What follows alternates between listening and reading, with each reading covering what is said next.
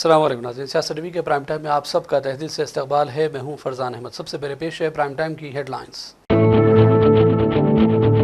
Hi tech city Hyderabad में chief minister Revanth Reddy ने अमेरिकी बायोफार्मा कंपनी एमगन के कैंपस का किया इफ्तिताह। 200 मिलियन अमेरिकी डॉलर की होगी सरमायाकारी। सिटी सालम लिफ्ट बैंक कनाल की सुरंग में फंसे हुए 8 वर्कर्स को निकालने का काम जारी। फोर्सेस तकनीकी मशवरा और सीनियर हुकाम के मशवरे के साथ राहत टीमें बचाव मुहिम में मसरूफ। एक तरफ SLBC टनल में 8 अफराद फंसे हुए हैं, दूसरी जानिब रेवंत रेड्डी इलेक्शन मुहिम में मसरूफ। साबिक़ा रियासती वज़ीर BRS से डरे जगदीश रेड्डी ने लगाया इल्ज़ाम। दिल्ली की चीफ मिनिस्टर रेखा गुप्ता ने आज अपनी काबीना के 6 वज़रा के साथ दिल्ली असेंबली के पहले इजलास में रुकन असेंबली के तौर पर लिया हलफ। साबिक़ा चीफ मिनिस्टर आतिशी और आम आदमी पार्टी के अरकान ने भी रुकन असेंबली का ले लिया हलफ। और गाज़ा पट्टी में जंगबंदी के तहत फ़लस्तीनी कैदियों की 7वीं खेप को रिहा करने में जालिम इसराइल नाकाम। इस्लामी तहरीक मुज़ाहिमत हमास का सख्त रद्द-ए-अमल। हेडलाइंस आपने देखी और पेश खबरों की तफसीलात। शुरुआत करेंगे बड़ी खबरों से। अमेरिकी बायोफार्मा कंपनी एमगन की कैंपस का इफ्तिताह आज हाईटेक सिटी हैदराबाद में चीफ मिनिस्टर रेवंत रेड्डी ने किया। कंपनी इस साल हैदराबाद में 200 मिलियन अमेरिकी डॉलर की सरमायाकारी कर रही है और आने वाले सालों में इसमें मजीद इजाफा मुतवक्को है। इस मौके पर रेवंत रेड्डी ने रियासती हुकूमत के 1 ट्रिलियन अमेरिकी डॉलर की मईशत में तब्दील होने और ख़ुद को चाइना +1 मंजिल के तौर पर पोजीशन के हवाले से अपने विजन पर रोशनी डाली। At the time, the coming of Amgen to Hyderabad, our position as a hub of innovation and technology in biotech and life sciences has become stronger.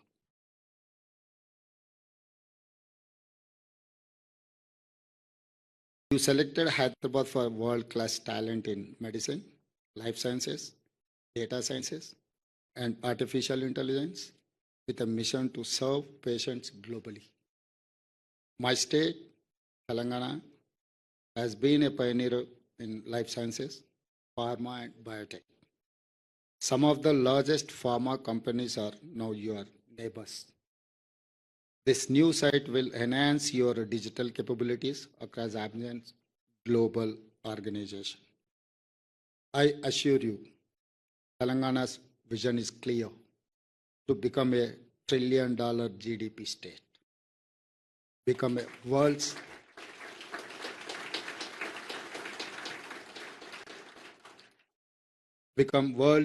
China +1 destination, and transform Hyderabad very quickly into one of the world's greatest cities. I welcome you as a partner, as a friend. We are committed to your success, your growth, and your long-term vision. I request you to invest in research collaborations, skill development programs, and academic partnerships. To Amgen, entire staff and family members, to every scientist, every researcher, every professional who will work here, I say welcome to Hyderabad. Welcome to a great future. A future we'll make together. Thank you.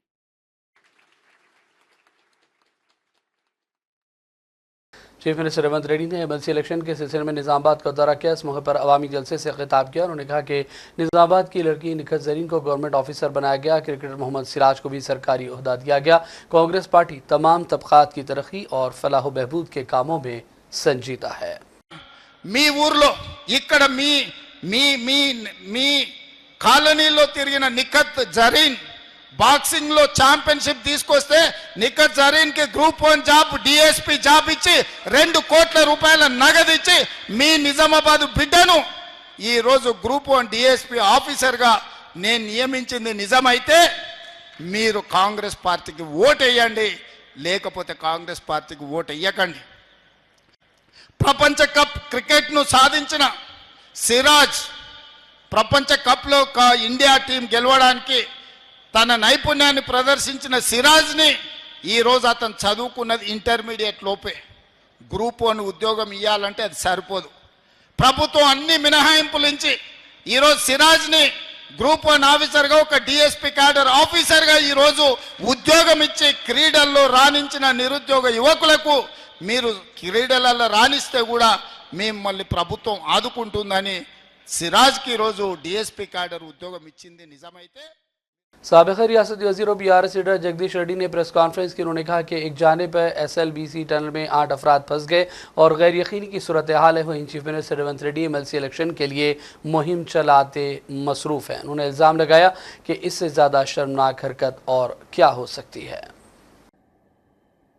సంఘటన దురదృష్టకరం చెప్పి జరగదు okay, కానీ ఇక్కడ రాష్ట్ర ప్రభుత్వం ఎంత సీరియస్గా తీసుకుందనే దానికి ప్రధానమైన ఉదాహరణ ముఖ్యమంత్రి గారి ఇవాళ పర్యటన. ఒకవైపు 8 మంది పౌరులు ఏమైందో తెలియని పరిస్థితులలో ఉంటే వాళ్ళ కుటుంబాలు యువతల ఎంత దారుణమైన హింస పడుతుంటాయో, రాష్ట్రంలో ఉండే లక్షలాది మంది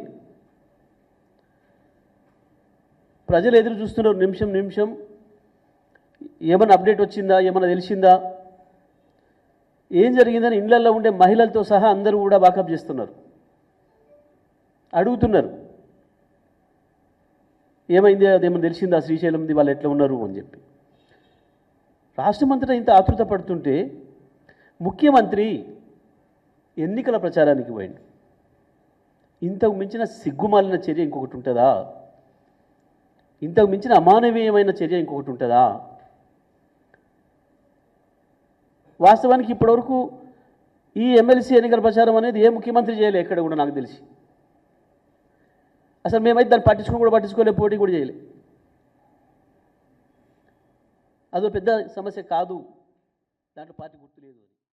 तेलंगाना के वजीर आपाशी उत्तम कुमार रेड्डी ने कहा कि श्रीशैलम लिफ्ट बैंक कैनाल की सुरंग में फंसे 8 वर्कर्स को बेहिफाजत निकालने की कोशिशें जारी हैं और कामों में तेज़ी आई है। तमाम किस्म की फोर्सेस तकनीकी मशवरा और सीनियर हुकाम के मशवरे के साथ राहत टीमें आगे बढ़ रही हैं। फ़ौज और NDRF की टीमों के साथ बहरिया के सीनियर अहदेदार भी राब्ते में हैं और तेज़ी से इमदादी इक़दाम की कोशिश की जा रही है। उम्मीद है कि राहत टीम का यह ऑपरेशन जल्द कामयाब हो जाएगा। प्रीवियस हम असम में किया अभी रिसेंटली ऑपरेशन, वहाँ पे कोयल माइंस हैं, वहाँ पे रेस्क्यू किया था रिसेंटली, अभी 1 मंथ हुआ होगा, पहले वहाँ गए थे हम। 4 से 5 लोग उधर रेस्क्यू किया था। हम लोग यहाँ पर ये लेके आए, सेट लेके आए हैं 2, और वो कम्युनिकेशन के लिए है, और ये पैनल है ऊपर से हम इसे अटेंड करते हैं, यहाँ से एयर देते हैं हम लोग इस वाले इस पैनल से। और हमारे पास उसमें वो जो बैग है हमारे पास ब्लैक वाला, उसमें डाइव कंप्यूटर है और डेप्थ गेज है और बाकी सारी चीज़ें हैं जो यूज़ होती हैं, और टॉर्च है हमारे पास जो अंडर वाटर टॉर्च होती है ना, मतलब अंडर वाटर हम देख पाए, ये टॉर्च है ये वाली, और ये सब ब्रीथिंग का सामान है और ये डक्स है, इससे हम आपको साथ-साथ क्या इंस्ट्रक्शन दिए सर, अंदर का सिचुएशन कैसे बताया आपको? हमें अभी तक यही बताया कि यहाँ पे 8 लोग फंसे हुए हैं, बाकी सब रेस्क्यू हो चुके हैं, 8 लोग फंसे हुए हैं अंदर और अभी उनको ढूंढ रहे हैं ये लोग। और फर्दर मतलब उधर मतलब लैंडस्लाइड हुई है उधर 12 किलोमीटर दूर है यहाँ से अंदर, तो बोला है कि अभी फर्दर ऑर्डर देंगे आगे क्या करना है। कितने देर में जाते हैं ये इसी से जाएंगे, ये जो जा रही है, ये जो टीम जा रही है ये लेके जाएगी उतनी। और इस दौरान कांग्रेस लीडर रेणुका चौधरी ने भी कहा कि वो वर्कर्स के तहफ़्फ़ुज़ के लिए दुआ गो हैं, उन्हें बचाने की तमाम कोशिशें की जा रही हैं और ये दुख की घड़ी है कि वर्कर्स को अब तक नहीं निकाला जा सका, लेकिन उन्होंने यकीन दिलाया कि तमाम मुमकिन कोशिशें जारी रहेंगी कि वर्कर्स को बचा लिया जाए ताकि उनके ख़ानदानों को भी इत्मीनान पहुँच सके। First of all, my prayers, I'm praying to God that all of them will be safe and they'll come out, and my prayers along with their families also, their families and children who are waiting anxiously. Please God, give us the strength that we recover these people safe and we give them back to their families and loved ones. It's a matter of great anxiety for us for the past so many days, and we are doing our best to ensure that everything possible as human beings that we will do, we will go that extra mile to help save these people, and our prayers continue. Our prayers and our efforts to rescue them are continuing. BJP leader मरीज शशद रेड्डी ने कनाल में फंसे labours के हवाले से फिक्रमंदी का इजहार किया। उन्होंने मीडिया से बातचीत की और कहा कि महफूज तौर पर निकालने के लिए मजीद कोशिशें ज़रूरी हैं और इस तरह के वाक़यात से मुस्तक़बिल में बचने के लिए एक ठोस मंसूबा भी तैयार रखा जाना चाहिए। Well, I think the NDRF teams and all the others who are involved in the rescue, they are fully they have the expertise to do what is required to be done. On that, we need not have any doubts. But what is really disheartening and sad is this is not the first time that this kind of flooding, a collapse of the tunnel has happened in the SLBC tunnel. I believe on two earlier occasions there was flooding of this kind, and there are lessons to be learned. But at that point of time, there were no lives involved. When there was no danger to anybody getting trapped in them. But I think this is not the time for blame game, but I think certainly a time for introspection. I think the state government has not taken into account what needs to be done in such circumstances. Twice this happened on this tunnel. What are the lessons learned? Why were safety measures not incorporated? And very often on these things, the safety measures which are a part of the whole contract are ignored by the contractors. I mean, this is what I've discussed with several experts, and people who are on this site also have the feedback from them. That is what is being said, that safety measures are taken for a ride. They're taking for a ride. Life, because on two earlier occasions it was just flooding without any threat to human life. Now, comparisons are being made to the Uttarakhand tunnel. Uttarakhand tunnel is a different situation. It was a dry area. There was a 2-kilometer gap for people to move around. The situation here is unfortunately different.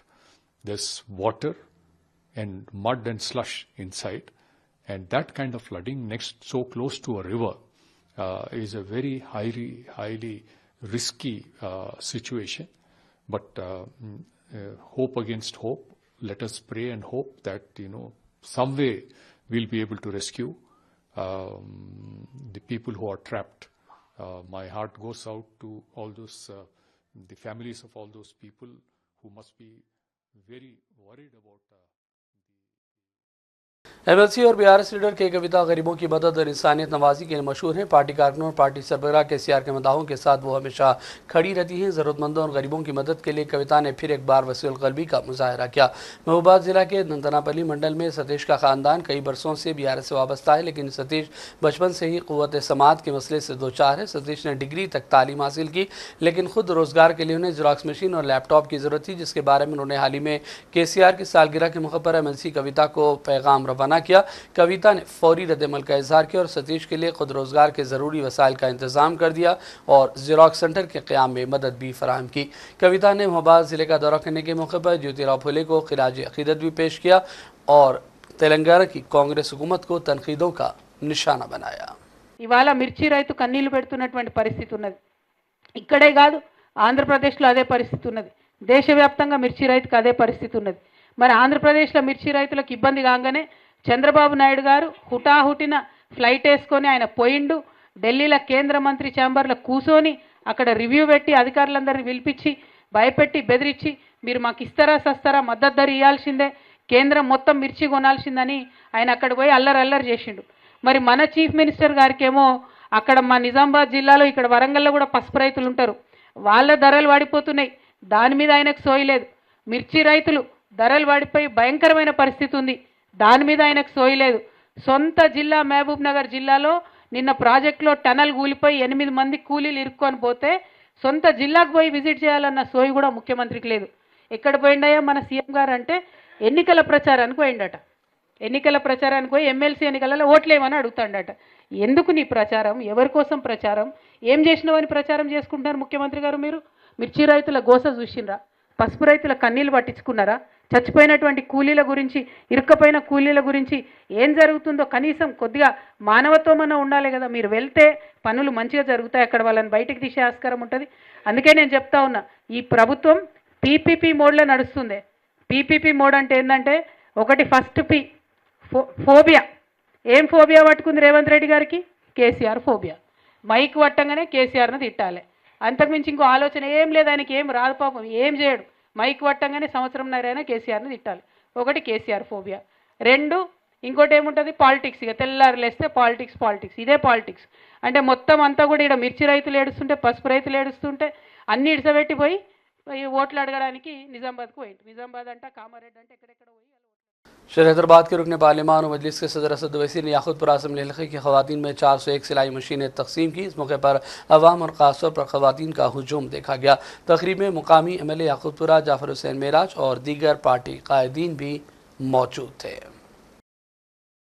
यूनानी medical association की जानिब से नवी world यूनानी league का इनेकाद अमल में लाया गया। इस मौके पर MLC आमिर अली खान और दीगर कई सरकर्दा शख्सियात ने शिरकत की। मीडिया प्लस ऑडिटोरियम हैदराबाद में मुनक़िदा इस प्रोग्राम में शेखुल मलिक अजमल खान की 157वीं यौम पैदाइश तकारीब का बड़े पैमाने पर एहतमाम किया गया। महिला कांग्रेस की कुल हिंद सदर अलका लामा ने आज गांधी भवन हैदराबाद में प्रेस कॉन्फ्रेंस की और तेलंगाना हुकूमत के कारनामों के हवाले से तफसीली रोशनी डाली। आइए देखते हैं उनका ये बयान। 2014 में जब तेलंगाना राज्य का गठन हुआ, श्रीमती सोनिया गांधी जी यूपीए की चेयरपर्सन थी, केंद्र में हमारी सरकार थी और हमारा वायदा था तेलंगाना राज्य का गठन होगा और 2014 में तेलंगाना राज्य बना। 10 साल हम लोगों ने विपक्ष में रहकर कांग्रेस ने संघर्ष किया और 10 साल बाद आज तेलंगाना में कांग्रेस की सरकार है। इस सरकार को बनाने में तेलंगाना की हमारी बहनों का सबसे बड़ा हाथ उसमें रहा। हम भी उनके विश्वास पे पूरा काम किया। आज पूरे देश में सिर्फ तेलंगाना राज्य है जहां 500 रुपए का LPG घरेलू सिलेंडर मिलता है। सिर्फ तेलंगाना राज्य में कीमत 1200 है। बीजेपी का डबल इंजन सरकार में भी किसी राज्य में 500 का सिलेंडर नहीं मिल रहा, वो सिर्फ तेलंगाना में मिल रहा है। 200 यूनिट बिजली फ्री का लाभ हमारी बहनों को तेलंगाना की सरकार दे रही है। हमारी तेलंगाना की सरकार महिलाओं को फ्री बस यात्रा, स्कूल कॉलेज काम पर जाने में फ्री बस यात्रा का लाभ दे रही है। हमारी एक और घोषणा थी कि हर बहन को हम लोग 2500 रुपया आर्थिक मदद देंगे। पहले साल में महिलाओं से किए गए 4 में से 3 वायदे हम पूरा कर चुके हैं और हम जल्द अपना चौथा वायदा भी जो बहनों से किया है वो पूरा करेंगे। ये बहनों के बीच जब हम गए, उन्होंने हम पर विश्वास किया और 1 लाख बहनों ने सदस्यता ली। आज मुझे खुशी है बताते हुए कि जो पूरे देश में हमने नहीं देखा वो तेलंगाना में देखा। पूरे देश में ऐसा नहीं है कि महिलाएं पेट्रोल पंप चला रही हो। ये सिर्फ तेलंगाना में ही संभव हुआ है कि अभी पूरा एक पेट्रोल पंप जो है वो सेल्फ हेल्प ग्रुप महिलाएं चला रही है, 50 लाख रुपए सालाना कमा रही हैं, उस पे प्रॉफिट हो रहा है।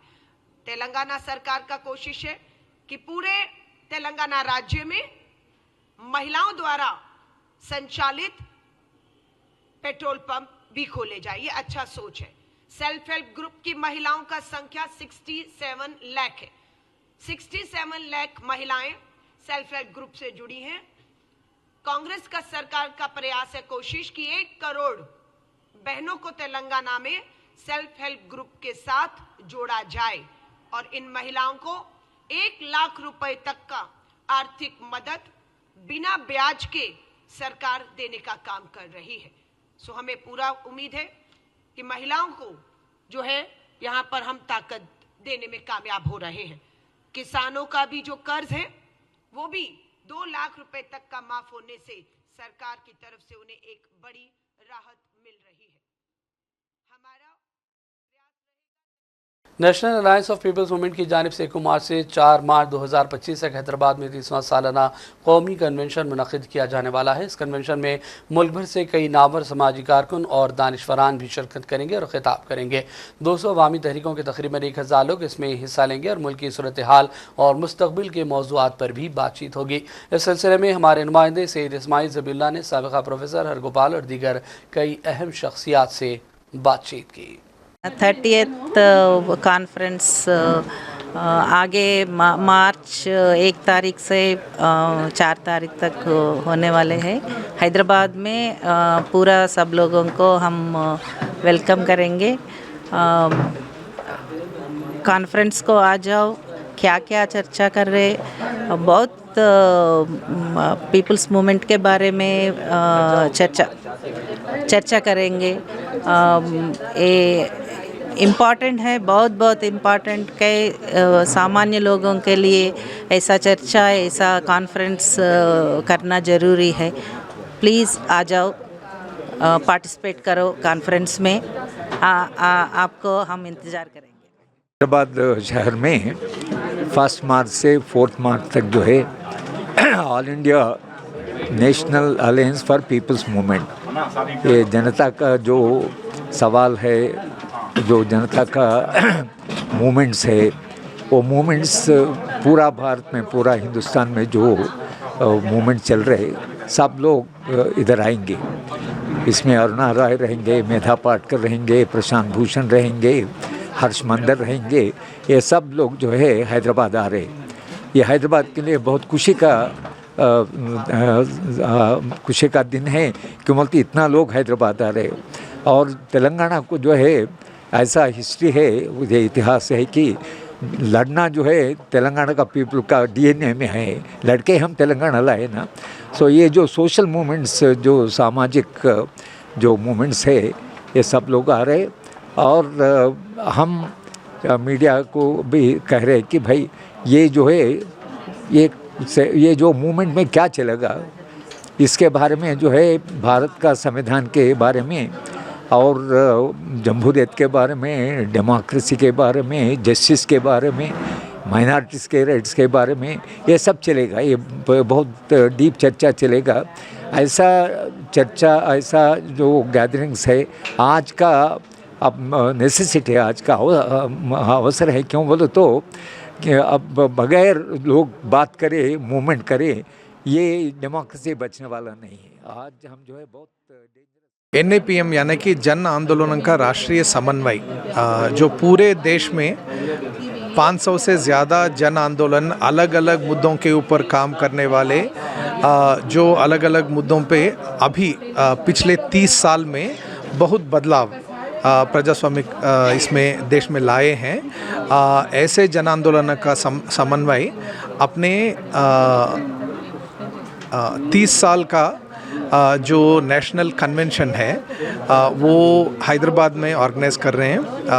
National Alliance of People's Movements के तरफ से यहाँ पे बहुत सारे तेलंगाना के जन आंदोलनों के एक ऑर्गेनाइजिंग कमेटी बनी है। ये एग्जीबिशन ग्राउंड में, नामपल्ली एग्जीबिशन ग्राउंड में मार्च 1 से लेके 1 तारीख से लेके 4 तारीख तक होंगे। इसमें देश भर के 1000 से ज़्यादा कार्यकर्ता जो अलग अलग सामाजिक विषय में काम कर रहे हैं, जो पूरे देश में कोने कोने में लड़ाई लड़ रहे हैं, जो नाइंसाफ़ी के खिलाफ़, पर्यावरण को बचाने के लिए, जंगल ज़मीन को बचाने के लिए, और ये जो पूरा नफ़रत की जो फैला रहे हैं अलग अलग पार्टियां, उसके खिलाफ़ एक भाईचारा, लोगों को, अलग अलग कौमों के लोगों को एक साथ में लाना, इन सब विषयों के ऊपर काम करने वाले अलग अलग आंदोलनों के कार्यकर्ता यहाँ पे शामिल हो रहे हैं। और बहुत प्रमुख वक्ता जो हैं वो भी यहाँ पे आके इसमें शामिल होंगे, बात रखेंगे। इसमें मीना सुपर स्पेशलिटी हॉस्पिटल में अब यूरोलॉजिकल से मुतासरा मरीजों का भी मेयारी इलाज होगा। यूरोलॉजी डिपार्टमेंट का बाकायदा अफ्ताह चेयरमैन माइनॉरिटी कमीशन बराए तेलंगाना स्टेट तारिक अंसारी ने किया। ये तकरीब राजनगर हैदराबाद में हस्पताल के मरकजी कैंपस में मुनक़िद की गई, जिसमें कई नामवर शख्सियात ने शिरकत की। बानी और चेयरमैन डॉक्टर हिदायतुल्लाह खान के साथ मोअज़्ज़िज़ doctor Saifullah Khan, doctor Asrar Hussain, doctor Anuradha Kulkarni और डॉक्टर मोहम्मद जवाद भी इस मौके पर मौजूद थे। मीना मल्टी स्पेशलिटी हॉस्पिटल जदीद तरीन तिबी टेक्नोलॉजी और बेहतरीन तिबी माहिरीन की मौजूदगी की वजह से हमेशा से मरीज़ों के एतमाद का एक बड़ा मरकज़ बन चुका है। हमारे फ़न की बदौलत हमें तलाश करें, मज़ा तो तब है कि जब शोहरत हमें तलाश करे। तो मैं आज इस मीना हॉस्पिटल में as a as a guest for the health camp मैं तशरीफ़ लाया हूँ। I am here for the health camp, to visit the health camp. और मैं ये जिसके लिए डॉक्टर हिदायतुल्लाह साहब जिनकी शख्सियत कोई तारुफ के मोहताज नहीं है, उनका काम बोलती है, उनकी खिदमत बोलते हैं, उनकी फैमिली की खिदमत हैं। और मीना हॉस्पिटल के ज़रिए जो है कई अरसे दराज से ये लोग खिदमत कर रहे हैं। जैसा कि अंग्रेज़ी में कहावत है कि wherever the heart of medicine is love, there is a love for humanity. तो इंसानियत के अलमबरदार, इंसानियत की जो है जानों की जो है मुहाफिज जो आप काम करते हैं, बहुत अच्छा करते हैं। The sole meaning of the life is to serve the humanity. और ये लोग बाखूबी काम अंजाम दे रहे हैं इस मीना हॉस्पिटल के ज़रिए। डॉक्टर हिदायतुल्लाह साहब जिनको ये भी एजाज़ है कि जो है आपने अब तक कई ऐसे ऑपरेशन जो है आँखों के ऑपरेशन किए हैं। तो आज it's been a privilege and honour me for the part of this health camp. बड़ी खुशी हो रही है कि ऐसे लोग जिनका काम बोलता है, जिनके एक्शंस बोलते हैं, आज उनके दरमियान में उनकी खिदमत को सराहने का जो मौका दिया गया है। Very much thankful to them कि आज खुशी भी हुई कि health camp 100 of people were utilising the benefits. तो आप उनका जो है इस्तेफ़ादा हासिल कर रहे थे इस हेल्थ कैंप के ज़रिए, क्योंकि under the able administration of जनाब हमारे CM रेवंत रेड्डी साहब और हेल्थ सिस्टम जो भी है तेलंगाना गवर्नमेंट का बहुत सारा जो है इम्प्रोवाइज़ होते जा दिन ब दिन जो है इम्प्रोवाइज़ होते जा रहा है। और बहुत सारे ऐसे फैसिलिटीज़ जो है मॉडर्न फैसिलिटीज़, एक टेक्नोलॉजी ईजाद होती जा रही है। तो डेफिनेटली आने वाले दिनों में भी मरीज़ों के लिए बहुत ज़्यादा फ़ायदे बख्श होते रहेगा। और उस दौर में, इस मुश्किल दौर में मीना हॉस्पिटल के ज़रिए डॉक्टर हिदायतुल्लाह साहब दिल्ली के चीफ मिनिस्टर रेखा गुप्ता ने आज पीर को अपनी काबीना के 6 वज़रा के साथ दिल्ली असम्बली के पहले इजलास में रुकन असम्बली के तौर पर हलफ ले लिया। असम्बली का यह पहला इजलास पीर की सुबह शुरू हुआ, जहाँ तमाम नौमुंतखब अरकान ने हलफबरदारी ली। इजलास के दौरान अपोजिशन लीडर आतिशी समेत आम आदमी पार्टी के 22 अरकान ने भी हलफ लिया। इससे कबल BJP के रुकन असम्बली अरविंद सिंह लोरी ने दिल्ली असम्बली के प्रोटेम स्पीकर के तौर पर हलफ लिया। दिल्ली के लेफ्टिनेंट गवर्नर VK सक्सेना ने गांधीनगर से मुंतखब रुकन असम्बली को राजनिवास में हलफ दिलाया। अरविंद सिंह 4 मरतबा रुकन असम्बली मुंतखब हो चुके हैं। दिल्ली असम्बली का इजलास 3 दिनों तक जारी रहेगा। याद रहे कि रेखा गुप्ता ने जुमेरात के रोज़ लामरला मैदान में बड़े पैमाने में एक तकरीब के दौरान वज़ीर आला दिल्ली के तौर पर हलफ लिया है। दिल्ली में एक बार फिर ज़लज़ले का झटका लगा। इस मरतबा इसका मरकज़ जुनूब मशरक़ी दिल्ली था। यह 7 दिन में तीसरी बार है कि जब दिल्ली NCR में इस ज़लज़ले के झटके महसूस किए गए हैं। एक दिन पहले ही गाज़ियाबाद में हल्की शिद्दत का ज़लज़ला आया था, जबकि गुज़िश्ता पीर को धुलाकुआं के पास 4 की शिद्दत से आए ज़लज़ले से लोग कांप उठे थे। दिल्ली में मुसलसल महसूस किए जा रहे ज़लज़ले के झटकों ने लोगों के अंदर एक खौफ की कैफियत पैदा कर दी है। इस्लामी तहरीक मुज़ाहमत हमास ने कहा कि गजा में जंगबंदी के तहत फ़लस्तीनी कैदियों की 7वीं खेप को रिहा करने में काबिज़ इसराइल नाकाम हो गया। मुआहदे और इसराइली कैदियों की खिदमत से खिलवाड़ किया जा रहा है। उन्होंने कहा कि नेतन्याहू फ़रार का रास्ता इख्तियार करने की कोशिश में है। याद रहे कि 6 इसराइलियों के बदले फ़लस्तीन के 600 कैदियों की रिहाई को इसराइल ने रोक दिया, जिस पर जंगबंदी मुआहदे पर ख़तरात मंडला रहे हैं। पेश है इस हवाले से सियासत TV की ये रिपोर्ट। इस्लामी तहरीक मुज़ाहमत हमास के रहनुमा सामी अबू ज़हरी ने कहा कि गाज़ा पट्टी में जंगबंदी मुफाहमत के एक हिस्से के तौर पर फ़लस्तीनी कैदियों की 7वीं खेप को रिहा करने में जालिम इसराइल की नाकामी मुआहदे और इसराइली कैदियों की किस्मत से खिलवाड़ है। अबू ज़हरी ने मीडिया के बयान में कहा कि हम कमज़ोर या शिकस्त खुर्दा फरीक नहीं हैं कि काबिज़ फ़ौज हम पर अपनी शराइत का हुक्म दे, और नेतन्याहू न सिर्फ मुआहदे के साथ छेड़छाड़ कर रहे हैं बल्कि इसराइली कैदियों की किस्मत के साथ भी खिलवाड़ के मुर्तकिब हैं। हमास कायद ने कैदियों की रिहाई के अल्तवा को अहमकाना कदम करार दिया और कहा कि नेतन्याहू को उसकी संगीनी का इदराक करना चाहिए और हम सालिसों से मुतालबा करते हैं कि वो अपनी जिम्मेदारियां भरपूर अंदाज में अंजाम दें। उन्होंने कहा कि हम सहयूनी कैदियों के साथ एहतराम के साथ पेश आए। कैदियों का मुज़ाहमतकार के सर को चूमना जालिम दुश्मन के झूठ का अमली जवाब है। कैदियों के हवाले करने में कोई जुर्म या तौहीन शामिल नहीं है। ये मुआहदा किसी फाते और शिकस्त खुर्दा फरीक के दरमियान भी नहीं है। हमास ने बयान में कहा कि नेतन्याहू बचना चाहते हैं और चालें चलना चाहते हैं। हमारे पास ऐसे कार्ड्स हैं जिन्हें हम वक्त पर इस्तेमाल करना पसंद करेंगे। एक और तनाजुर में हमास के रहनुमा ने खबरदार किया कि काबिज़ दुश्मन यानी इसराइल को मगरबी किनारे को ज़म करना चाहता है। हमें इस मंसूबे का मुकाबला करने के लिए फ़लस्तीनियों के तौर पर मुत्तहिद और मुत्तफ़िक़ होने की जरूरत है। गजा पट्टी पर कब्जे, उसके लोगों को बेघर करने और एक नई हुकूमत कायम करने के मंसूबों के बारे में उन्होंने ये भी कहा कि हमास फलस्तीनी अवाम का हिस्सा है और जो भी इसे गजा से हटाने और मुजाहिमत को गैर मुसल्लह करने के ख्वाब देख रहे हैं वो धोखे में हैं। ब्यूरो रिपोर्ट, सियासत टीवी। जर्मनी में कबल वक्त पार्लिमानी इलेक्शन में इंतहाई क़दामत पसंद जमात क्रिश्चियन डेमोक्रेटिक यूनियन यानी CDU ने बरतरी हासिल कर ली। एग्जिट पोल के मुताबिक फ्रेडरिक मर्ज की CDU को 28.5% वोट मिले, जबकि इंतहाई दाएं बाजू की जमात मुतबादल बराए जर्मनी या ATFD को 20.8% वोट मिले और वो जर्मन पार्लियामेंट की दूसरी बड़ी जमात बन गई। साबिक चांसलर ओलाफ शोल्ज की जमात SPD को 16.4% ही वोट मिल सके। ओलाफ शोल्ज ने अपनी शिकस्त तस्लीम कर ली। इस दौरान CDU के रहनुमा फ्रेडरिक मर्ज की जर्मन चांसलर बनने की राहें हमवार हो गई हैं। और अब आखिर में हेडलाइंस पर डालेंगे एक और नजर।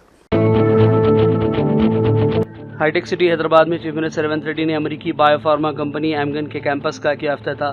200 मिलियन अमेरिकी डॉलर की होगी सरमायाकारी। श्री सालम लिफ्ट बैंक कनाल की सुरंग में फंसे हुए 8 वर्कर्स को निकालने का काम जारी। फोर्सेस तकनीकी मशवरा और सीनियर हुकाम के मशवरे के साथ राहत टीमें बचाव मुहिम में मसरूफ। एक तरफ SLBC टनल में 8 अफराद फंसे हुए हैं, दूसरी जानिब रेवंत रेड्डी इलेक्शन मुहिम में मसरूफ। साबिका रियासती वजीर BRS लीडर जगदीश रेड्डी ने लगाया इल्जाम। दिल्ली की चीफ मिनिस्टर रेखा गुप्ता ने आज अपनी काबीना के 6 वज़रा के साथ दिल्ली असेंबली के पहले इजलास में रुकन असेंबली के तौर पर लिया हलफ। साबिका चीफ मिनिस्टर आतिशी और आम आदमी पार्टी के अरकान ने भी रुकन असेंबली का ले लिया हलफ।